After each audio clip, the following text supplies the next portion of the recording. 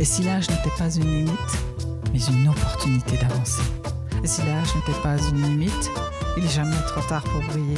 Viens danser, viens danser.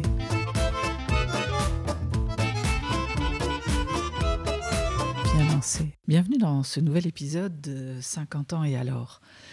J'ai eu envie de vous parler vitalité ce matin, parce que pour moi, c'est le socle de tout mouvement. Nous arrivons sur cette terre et nous incarnons dans un corps qui va être notre véhicule. Et tout comme je prends soin de ma voiture, qui va me servir notamment à aller voir mes clients et honorer mes rendez-vous, et puis aussi m'amener dans des lieux pour me détendre, de plaisir, etc. Bref, j'ai besoin d'y mettre du carburant. J'ai besoin d'en prendre soin et de ne pas rouler 25 jours d'affilée, c'est-à-dire de la mettre au repos. Voilà un peu le socle d'une vitalité en équilibre et en tout cas porteuse de projets, de faire en sorte que notre vitalité soit notre allié en fait. Une vitalité à toute épreuve, les bases sont une alimentation saine et équilibrée, une activité physique régulière et aussi une gestion du stress et du sommeil. L'alimentation saine, c'est le carburant que je mets dans ma voiture. Donc, il est intéressant d'y mettre du bon carburant et pas une essence polluée ou pas suffisamment traitée. De ne pas se tromper de carburant non plus. J'ai déjà mis de l'essence dans un diesel et inversement, et la voiture n'a pas aimé du tout. J'y ai laissé une voiture avec cette histoire-là. Une activité physique pour mettre le corps en mouvement, c'est très important, d'autant plus qu'on avance. Il s'agit de se faire du muscle, il s'agit de maintenir le corps.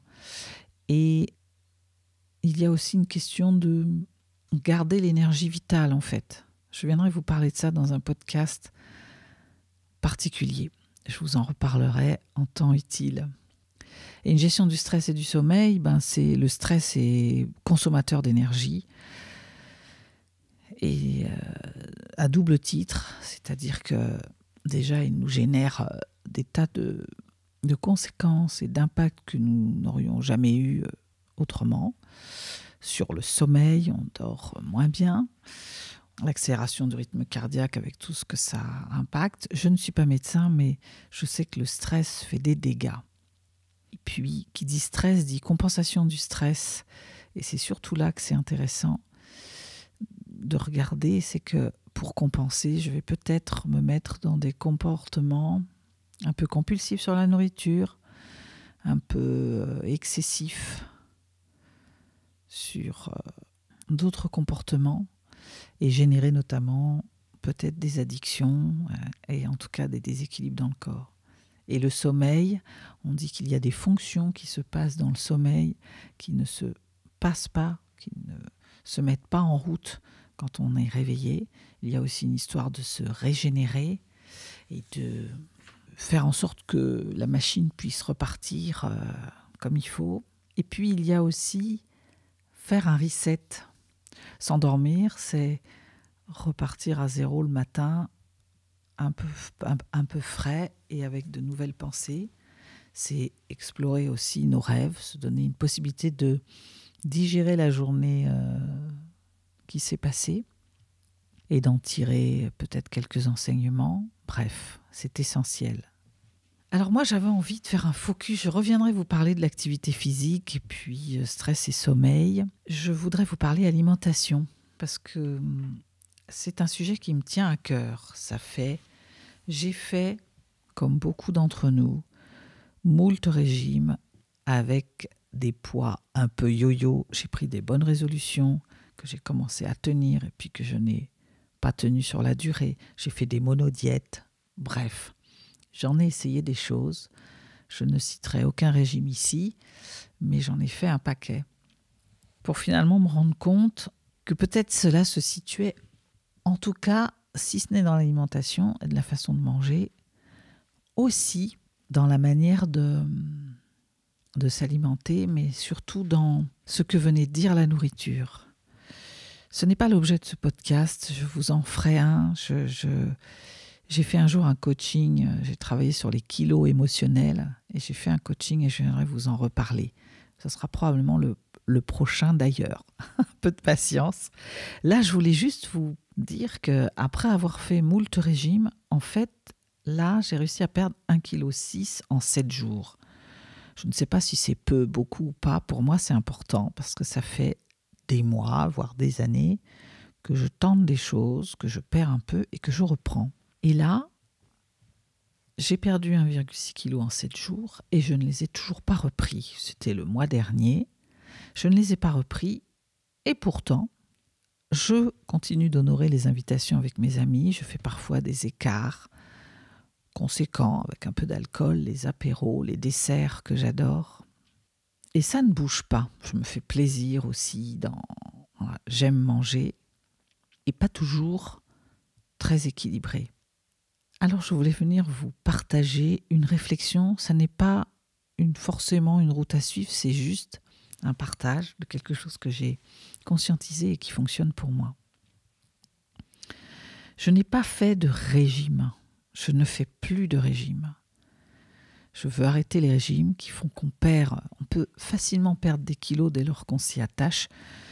Il suffit d'arrêter de manger et il n'y a qu'à voir ceux qui ne mangent pas, dans quel état ils sont. En tout cas, ils n'ont pas de gras entre la peau et les os. Donc je n'ai pas fait de régime, j'ai juste changé mon alimentation. Je suis en train de vouloir manger un peu autrement et inscrire dans mes cellules, comme je peux, une autre manière de consommer ce que je donne comme carburant à mon véhicule. J'ai envie qu'il soit générateur de vitalité, de plaisir, et que je puisse recommencer comme j'ai envie. Donc comment j'ai fait ? Évidemment, j'ai baissé un peu le nombre de calories parce que j'étais largement au-dessus. Il y a une loi qui dit qu'il faut équilibrer, en tout cas quand on veut maigrir, il faut faire des entrées inférieures aux sorties. Donc la manière de sortir, c'est de dépenser des calories. Il faut dépenser plus de calories que l'on en mange, que l'on en ingurgite. Et du coup, l'activité physique est importante, mais aussi, il y a aussi le levier de faire moins de calories. Donc, je me suis pris une petite appli pour suivre ça de près et faire en sorte que je mange, je me laisse faire, mais je rentre tout ce que je mange. C'est un petit peu contraignant au début, mais c'est devenu une habitude. Et en fait, j'ai eu une meilleure conscience du nombre de calories que j'ingurgitais. Et j'ai commencé à baisser un peu. Alors, ça passe par, déjà, ne pas me resservir.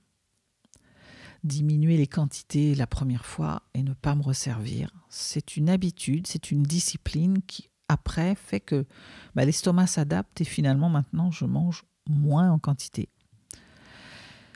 Et puis, c'est quand j'ai vraiment envie parce qu'on garde toujours un peu au fond de soi, parfois des envies profondes, c'est de se mettre sur les aliments peu caloriques, comme les légumes qu'on peut manger à volonté.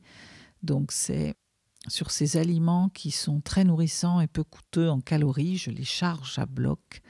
Et du coup, ensuite, j'ai moins faim pour manger ce qui est un peu plus calorique, comme les féculents avec une bonne sauce ou une crème fraîche. Voilà. Je suis aussi mon nombre de pas, tout bon smartphone qui se respecte, il est un peu tôt ce matin, qui se respecte à une appli qui compte les pas. On dit qu'il faut faire 10 000 pas par jour. Moi, je surveille un peu, c'est un peu mon chiffre repère. Et je suis passée d'une centaine de pas, parce que j'étais beaucoup assise à un parc quand j'anime, à presque 8 000 pas, juste en évitant parfois l'ascenseur, en marchant jusqu'à la boulangerie, au lieu de prendre la voiture un peu systématiquement, ou en me garant un petit peu plus loin, et en me levant la journée, en m'astreignant à me lever, à faire quelques 100 pas dans mon bureau. Donc j'ai fait attention à ce que j'ingurgitais.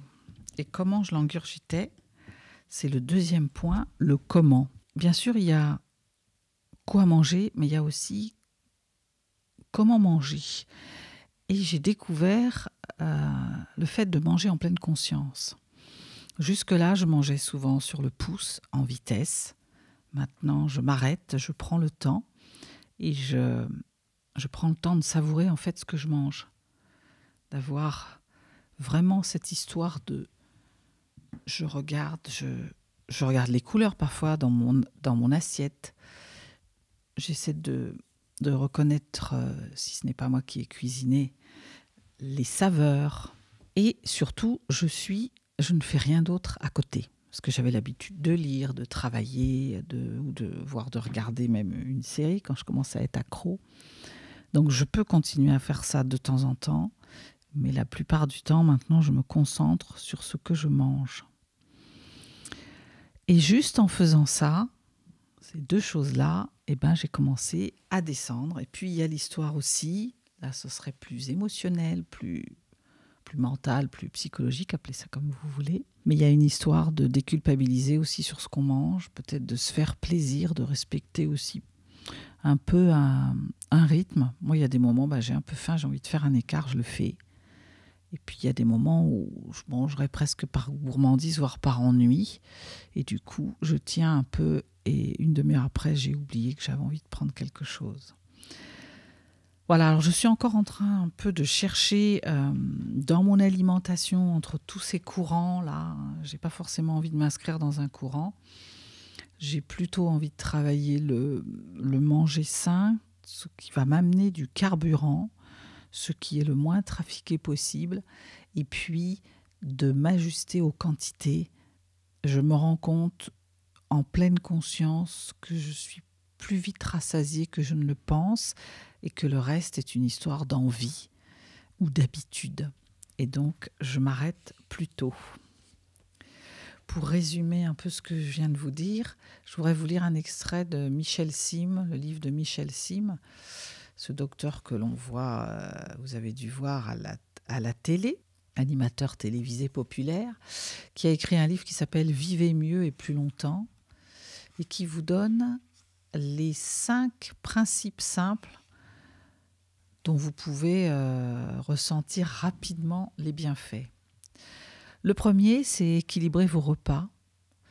Alors, équilibrer les repas, c'est avoir des choses complètes. Les monodiètes sont intéressantes pour mettre un petit coup de starter ou de booster ou de reposer un peu, changer ses habitudes et reposer l'estomac.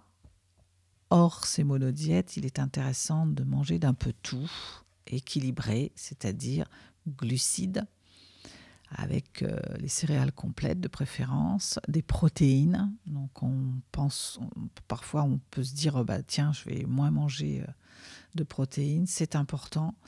Les poissons, les viandes blanches, les lentilles, etc. Et des lipides qu'on va choisir avec soin. Alors l'huile d'olive, voilà, pour avoir à la fois des protéines, du sucre et des matières grasses. Deuxièmement, varier son alimentation, manger toujours la même chose. J'ai fait ça pendant longtemps. Moi, j'avais la flemme de cuisiner et je me toquais le même plat pendant plusieurs jours, ou alors j'aimais quelque chose et je le réitérais à souhait. L'idée, c'est de varier l'alimentation et d'éviter de manger toujours les mêmes, quoi. Il n'y a pas que les pâtes et le riz. Il y a d'autres choses qui font... il y a de la semoule, par exemple, il y a le quinoa. Vous pouvez essayer de varier et puis d'en profiter pour voir ce que vous pouvez créer comme plat avec ça. Troisième principe, privilégier la fraîcheur et la bonne qualité.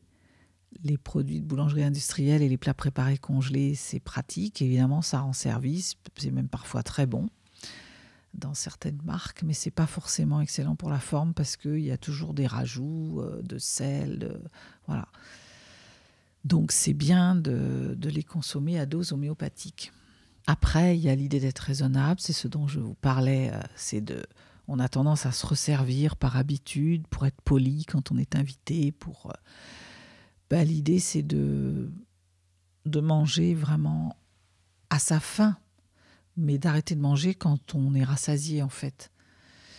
Donc, c'est réduire les quantités Et puis, voilà, augmenter les portions d'aliments faibles en calories. Et puis, certains ont même une astuce, dit Michel Sim, c'est qu'ils mettent des plus petites assiettes. Comme ça, ils ont l'impression d'avoir une assiette pleine. Et ça change un peu la perception du cerveau. Et puis, 5e principe, il y a penser aux saveurs. Manger doit rester un plaisir. Donc, c'est bien ce qu'ont compris les rois de l'alimentation industrielle qui nous mettent des plats avec des teneurs en sel, sucre, graisse trop élevées. Mais on peut avoir une alimentation savoureuse et sans s'esquinter la santé. Donc, si l'on peut, on prend des aliments frais qui ont plus de goût. On met des herbes, il y a toute la variation d'épices qui peuvent répondre à ça. Et puis, il y a l'histoire aussi de se faire plaisir, se mettre à la cuisine, c'est intéressant. Moi, quand j'ai le temps, ou des fois je le prends aussi, je me mets à la cuisine et du coup, il y a tout le plaisir de apprivoiser les aliments, les épices, les mettre ensemble. Voilà. Et puis quand on a passé presque 1 heure à préparer un plat, on le savoure d'autant plus après. On n'a pas trop envie de le manger en 5 minutes. Voilà, donc j'avais envie de vous parler de ça, c'est l'actualité. Moi je suis là-dessus, j'aimerais vous tenir un peu au courant quand j'aurai essayé d'autres choses. Je conclurai en disant que l'intérêt d'avoir une bonne vitalité, c'est une énergie rayonnante, c'est quand on a envie tout d'un coup d'aller faire une activité un peu physique, on a l'énergie pour ça. Quand on doit marcher un peu plus vite pour rattraper le bus, ça marche aussi. Une santé mentale renforcée, on est plus à même d'avoir du discernement, de se challenger, de porter les défis, d'oser avoir de l'audace. L'immunité aussi, on est plus en forme et donc on a une meilleure résistance et on peut plus facilement, on est moins souvent malade en fait. Quand on est en mauvaise alimentation, en surpoids, dès que passe un petit virus, on n'a pas toujours les armées pour résister. Donc du coup, on se fait plein, pas de choses graves, mais du coup, les rhumes, le moindre virus, c'est pour nous. Donc c'est aussi un bien-être. Il y a quelque chose de... ça fait du bien au cerveau, en fait. On se sent bien dans son corps, on sent qu'il a l'énergie pour, qu'il a ce qu'il faut. C'est comme une voiture qui est bien, bien entretenue. Elle pulse, on est content de monter dedans. Elle est propre, on est bien dedans. Et puis, il y a une notion de longévité aussi et de qualité de vie. C'est l'idée de prendre soin de soi, donc prendre soin de son véhicule. Voilà ce que je voulais vous partager. Et je terminerai donc par une question en vous disant: qu'allez-vous changer demain dans vos habitudes pour une meilleure vitalité? À très vite.